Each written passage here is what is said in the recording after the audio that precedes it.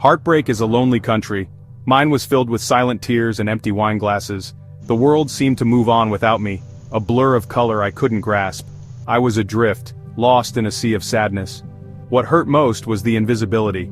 As a woman, I felt defined by the love I gave and received. Without it, I was a ghost, unseen and unheard.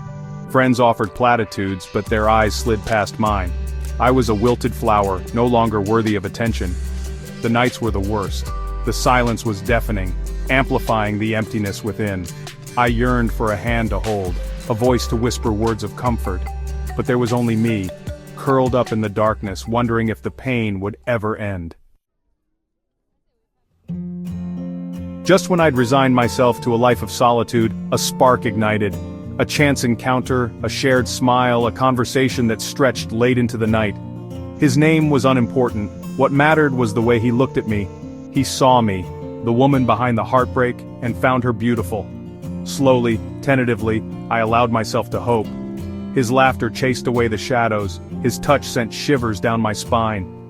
For the first time in months I felt alive, the blood rushing through my veins like a forgotten song. This wasn't the frantic, desperate love I'd known before.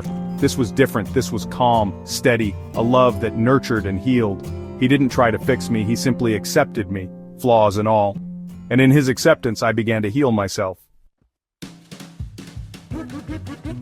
Love has a way of illuminating the world. Colors seem brighter, sounds sharper, even the air smells sweeter.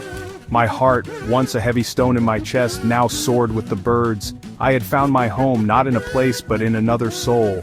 The woman I became in his arms was stronger, more confident, more fully realized than I'd ever thought possible. His love was a mirror, reflecting back the best version of myself.